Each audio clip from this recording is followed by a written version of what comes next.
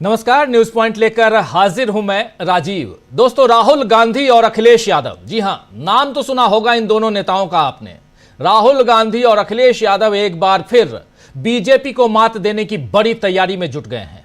आपको आश्चर्य लग रहा होगा कि अभी अभी हरियाणा का चुनाव बीता है, कांग्रेस पार्टी वहां हार गई और अब अखिलेश और राहुल गांधी का नाम लेकर मैं कह क्या रहा हूं। जी अब बिल्कुल आप सही सुन रहे हैं, इन दोनों नेताओं ने एक बार फिर बीजेपी को मात देने की बड़ी तैयारी कर ली है।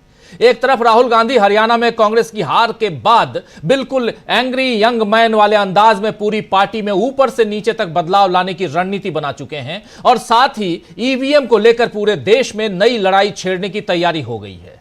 तो वहीं दूसरी तरफ अखिलेश यादव ने कल से उत्तर प्रदेश में ऐसी सियासी हलचल मचाई है जिसके कारण बिहार से होते हुए, बिहार उत्तर प्रदेश यहां से होते हुए दिल्ली तक, और दिल्ली से आगे बढ़े अगर तो उधर महाराष्ट्र तक सियासी जमीन हिलने लगी है। बीजेपी तो इस समय हरियाणा में जीत के जश्न में मगन है और अब वो महाराष्ट्र और झारखंड की सत्ता में आने के ख्वाब बुन रही है। लेकिन क्या राज्यों की सत्ता में आने की तैयारी कर रही बीजेपी के हाथ से केंद्र की सत्ता चली जाएगी? ये एक बड़ा सवाल है। सवाल यह भी है कि क्या जल्द ही प्रधानमंत्री की कुर्सी से नरेंद्र मोदी हट जाएंगे? क्योंकि आज अखिलेश यादव ने नीतीश कुमार को एक बड़ा मशविरा दे दिया है और कहा है कि अब उन्हें बीजेपी का साथ छोड़ देना चाहिए।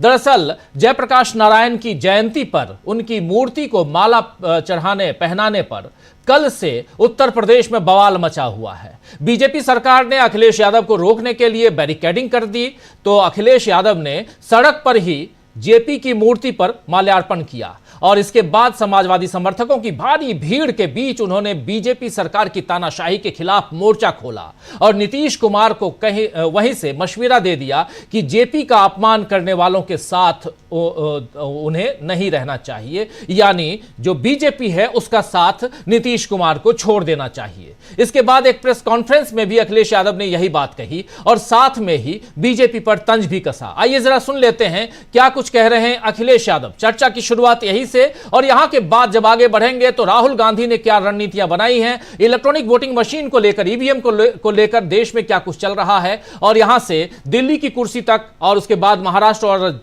झारखंड में जो चुनाव होने जा रहे हैं उन चुनावों के पहले क्या कुछ चल रहा है, सब कुछ सब पर बात करेंगे, विचार करेंगे। लेकिन पहले सुनिए अखिलेश यादव को। कहना चाहता हूं कि सरकार आखिर क्या चाहती है कि हम लोग पोल वॉल्ट करें, जिम्नास्ट करें कि भाई पोल वॉल्ट कब से करने लगे बताओ? उसके लिए तैयारी करनी पड़ेगी, सीखना पड़ेगा। तो ये सरकार क्या चाहती है? किसी महापुरुष का सम्मान नहीं करने देना है और इसलिए नहीं करने दे रही क्योंकि भारतीय जनता पार्टी के लोगों का योगदान भारत की आजादी में नहीं रहा है। वो ऐसे तमाम महापुरुषों से चिढ़ करते हैं, नफरत करते हैं। इसीलिए मैंने भी कुछ देर पहले कहा था नीतीश कुमार जी मुख्यमंत्री बिहार उस आंदोलन से जुड़े रहे, संपूर्ण क्रांति के आंदोलन से जुड़े रहे। जेपी जी के साथ और उस समय के समाजवादी लोगों के साथ उन्होंने काम किया है।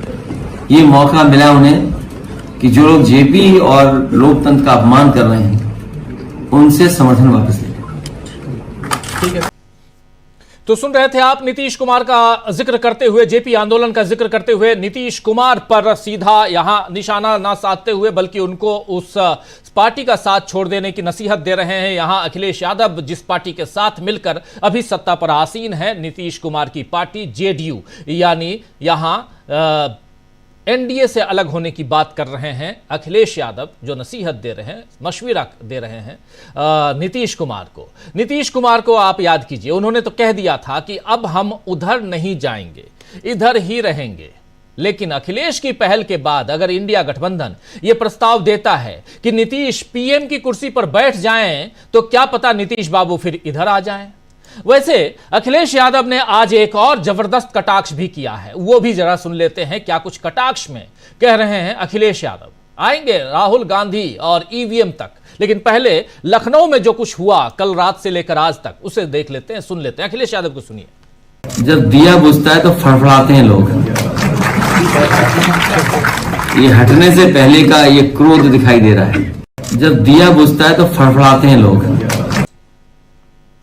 तो सुन लिया आपने, जब दिया बुझता है तो फड़फड़ाते हैं लोग। इस बात के जरिए अखिलेश यादव ने योगी पर निशाना साधा है दोस्तों, या मोदी पर निशाना हो सकता है साधा हो, यह बीजेपी के लोग ही तय करें। लेकिन अखिलेश के तेवर बता रहे हैं कि उत्तर प्रदेश की सियासत में अभी गर्मी और बढ़ेगी, हालांकि मौसम धीरे धीरे सर्दी का आने जा रहा है। वहीं पर राहुल गांधी ने भी कल कांग्रेस की समीक्षा बैठक में जो तेवर दिखाए, उससे अब कांग्रेस में रहकर पार्टी के खिलाफ काम करने वाले लोग सहम गए हैं। बताया जा रहा है कि कल जिस तरह राहुल गांधी कांग्रेस कार्यालय अचानक पहुंचे, उससे पार्टी में हड़कंप है। आपको याद होगा कि कल राहुल गांधी मल्लिकार्जुन खड़गे के घर से जब निकले मीटिंग के बाद, समीक्षा बैठक के बाद, जहां उन्होंने और मल्लिकार्जुन खड़गे ने यह तय किया कि हरियाणा चुनाव को लेकर फैक्ट फाइंडिंग कमेटी हम बनाएंगे और फैक्ट फाइंडिंग करेंगे कि आखिर हार के पीछे की वजह क्या है। लेकिन वहां से जब राहुल गांधी निकले तो अपने घर न जाकर सीधे पहुंचे एआईसीसी दफ्तर, all India Congress committee 24 Akbar road पहुंचे, और अचानक पहुंचे तो वहां पार्टी में, वहां के कार्यालय के अन्य सहयोगियों साथी में हड़कंप मचा हुआ है कल से।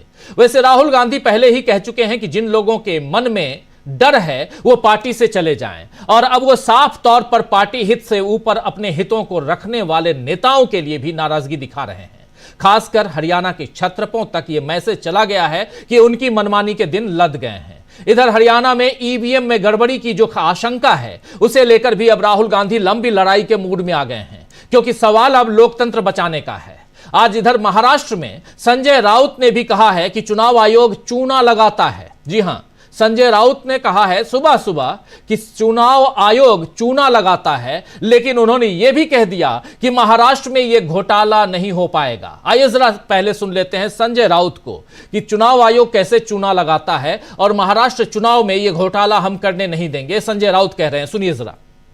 सुप्रीम को लेके जिस तरह से एविडेंस दिए हैं राहुल गांधी ने, सब किस तरह से देखते हैं? वोट भाजपा को ज्यादा मिले, ओनली 0.6, एक 1% भी नहीं है, और उनकी 30 सीटें ज्यादा, 30 सीटों में उनको फायदा हो गया है। 0.6 में 30 सीट कैसे ज्यादा उनको जिता सकते हैं? गड़बड़ तो है। राहुल गांधी जी ने जो एविडेंस दिए है उसके ऊपर अभी विचार कौन करेगा? चुनाव आयोग तो सबको चुना लगाते हैं। जनता ने सोचना चाहिए हरियाणा में क्या, कैसे और किसने किया, और महाराष्ट्र में ये लोग क्या करना चाहते हैं। लेकिन अब महाराष्ट्र में इस प्रकार के घोटाले नहीं होने चाहिए। तो सुन रहे थे आप यहां संजय राउत को, चुनाव आयोग तो हमेशा चूना लगाते हैं, ये कह रहे थे संजय राउत। इसका मतलब साफ है कि अब विपक्ष के रडार पर केवल बीजेपी ही नहीं है, बल्कि वो तमाम संवैधानिक संस्थाएं भी हैं जो किसी तरह बीजेपी की मदद कर रही हैं। इन संस्थाओं को उनकी जिम्मेदारी का एहसास कराने की लड़ाई भी अब इंडिया गठबंधन लड़ रहा है। वैसे महाराष्ट्र में बीजेपी धांधली की रणनीति बनाए या न बनाए, उसे अब यह सोचना होगा कि वो सहयोगी दलों को कैसे साथ रखे, क्योंकि अजीत पवार कल जिस तरह कैबिनेट बैठक से चले गए और उधर एकनाथ शिंदे एक महीने में करीब 150 फैसले लेकर अपना कद बढ़ाने में लगे हुए हैं। जी हां, सही सुन रहे हैं आप, पिछले एक महीने में करीब 150 नए फैसले ले चुके हैं एकनाथ शिंदे महाराष्ट्र में, और अपना कद बढ़ाने में लगे हुए हैं एकनाथ शिंदे। ये दोनों ही बातें बीजेपी के लिए चिंता की हैं। चिंता की बात इसलिए क्योंकि यहां से बीजेपी बैकफुट पर नजर आती है, क्योंकि न पवार पर भरोसा कर सकती है बीजेपी और न ही शिंदे पर भरोसा कर सकती है बीजेपी। ऐसे में अखिलेश यादव का तंज भी याद आता है कि दिया बुझने से पहले लोग फड़फड़ाते हैं, क्योंकि बीजेपी का दिया भी अब बुझने की तरफ ही बढ़ रहा है।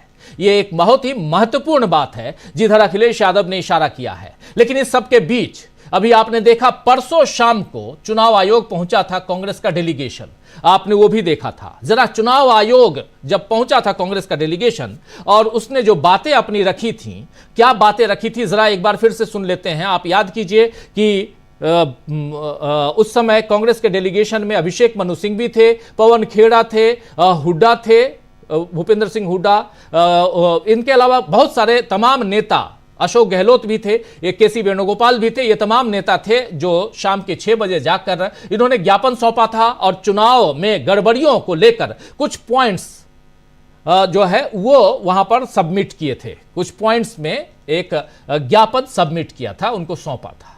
आज उसके बाद फिर से ये आप तस्वीर देख रहे हैं चुनाव आयोग से बाहर निकलते हुए। लेकिन आज एक बार फिर जो कांग्रेस ने एक और लेटर सौंपा है, ये लेटर आप देख लीजिए, चीफ इलेक्शन कमीशन को लेटर, अभी से थोड़ी देर पहले ये लेटर जयराम रमेश ने भेजा है चुनाव आयोग को। इसमें 20 गड़बड़ियों का, 20 सीटों पर गड़बड़ियों की बात साफ साफ कही गई है। इस चिट्ठी को साझा करते हुए कांग्रेस ने क्या कुछ लिखा है, जरा उसको देख लेते हैं। ट्विटर पे क्या कुछ लिख रही है, जयराम रमेश लिख रहे हैं, 9 अक्टूबर को कांग्रेस पार्टी के वरिष्ठ नेताओं ने चुनाव आयोग को शिकायतों से भरा ज्ञापन सौंपा था। आज उसे आगे बढ़ाते हुए हमने एक अपडेट ज्ञापन दिया है, जिसमें हरियाणा के 20 विधानसभा क्षेत्रों में चुनाव प्रक्रिया में गंभीर और स्पष्ट अनियमितताओं को हाईलाइट किया गया है। हमें उम्मीद है कि चुनाव आयोग इस पर संज्ञान लेगा और उचित निर्देश जारी करेगा। ये कह रहे हैं जयराम रमेश। कांग्रेस पार्टी की तरफ से यह ज्ञापन सौंपा गया है और जिसमें 20 विधानसभा का जिक्र यहां पर किया गया है। मामला सिर्फ ये 20 विधानसभा या ऐसे कुछ ज्ञापनों का नहीं है दोस्तों, मामला जो है वो ये है चुनाव की गड़बड़ियों का। चुनाव में कौन सी पार्टी आगे कौन सी पार्टी पीछे, ये तो रिजल्ट के आने के बाद हम बता पाते हैं और वो आपने देख लिया। 8 तारीख को जो रिजल्ट आए, उस रिजल्ट के बाद खूब समीक्षाएं हो रही हैं और 99% लोग कांग्रेस को समझा रहे हैं कि कांग्रेस को क्या करना चाहिए क्या नहीं करना चाहिए। लेकिन 1% हम जैसे लोग हैं जो ये बता रहे हैं कि चुनाव में गड़बड़ियां क्यों होती हैं, इस पर ध्यान देने की जरूरत है। आखिर ऐसी चिट्ठियां क्यों जयराम रमेश को लिखनी पड़ रही हैं, या आज से 14 साल पीछे जाइए 2010 में तो बीजेपी को ऐसी चिट्ठियां क्यों लिखनी पड़ रही थी चुनाव आयोग को, जब यह कहा जा रहा था कि 2009 के चुनाव में कांग्रेस पार्टी ने धांधली की है। और इतना ही नहीं, उस समय जीवीएल नरसिम्हा राव ने ईवीएम पर एक किताब लिख डाली थी। ये सब कई बार हम लोग इसी मंच से रिपीट कर चुके हैं, लेकिन ये बात यहां पर क्यों हम कह रहे हैं, इसलिए कह रहे हैं कि चुनाव की प्रक्रिया में जो धांधली है, वोटर लिस्ट से लेकर रिजल्ट तक जो धांधली है, जो यहां हर तरह की धांधलियां, उस पर आखिर ब्रेक कैसे लगे। आप ये कहते हैं कि कांग्रेस को अपने नेताओं को, लोकल नेताओं को ठीक करना चाहिए, कांग्रेस को इस पर ध्यान देना चाहिए, ईवीएम की चोरी ना हो, इन सब पे ध्यान देना चाहिए। लेकिन ये जो स्वतंत्र संस्थाएं, संवैधानिक संस्थाएं, जिसमें सब सर्वोपरि है चुनाव आयोग, जो देश के लोकतंत्र की सुरक्षा करता है, जो देश के लोकतंत्र को चुनाव के जरिए मजबूत करने की कोशिश करता है, उस चुनाव आयोग पर अगर उंगलियां उठ रही हैं तो आखिर क्यों? ये यहां पर एक बहुत बड़ा सवाल है, सवाल का जवाब ढूंढने की कोशिश करनी चाहिए। लेकिन उससे पहले ये जो आप चिट्ठी और उसके लिए जयराम रमेश की का जो ट्वीट है वो देख रहे थे, जरा ये भी सुना देना चाहता हूं, जो साथी सुन लिए होंगे उनसे माफी मांगते हुए, क्षमा चाहते हुए, इसको यहां पर सुनाना दिखाना जरूरी है। इसलिए जरा सुनिए यहां पवन खेड़ा ने क्या कुछ कहा था जब परसों चुनाव आयोग से मिले थे। तो परसों चुनाव आयोग से मिलने के बाद पवन खेड़ा इसी पर अपनी बात जो रख रहे थे, जरा उसे सुन लीजिए। केसी वेणुगोपाल जी, अशोक गहलोत जी, अजय माकन जी, चौधरी भूपेंद्र सिंह हुड्डा जी, जयराम रमेश जी, उदय भान जी और सिंघवी साहब भी थे, वो ऑनलाइन जुड़े। इलेक्शन कमीशन को हमने अवगत कराया। करीब 20 शिकायतें जो हमारे पास आई हैं, उनमें से 7 लिखित शिकायतें जो अभी आई हैं 7 कॉन्स्टिट्यूएंसीज से, जिसमें बैटरीज का खास तौर पे जो 99% बैटरीज दिखा रहे थी काउंटिंग के दिन, और बाकी मशीनें जो सामान्य थी वो 60-70% दिखा रही थी। उससे हमने चुनाव आयोग को अवगत कराया और चुनाव आयोग ने हमें ये आश्वासन दिया है, क्योंकि माकन जी ने और सिंघवी साहब ने एक मांग रखी कि वो तमाम मशीनें जिनके बारे में आज जिक्र किया है, शिकायत की है, उन मशीनों को सील कर दिया जाए, सिक्योर कर दिया जाए, जब तक इसकी जांच पूरी नहीं हो जाती।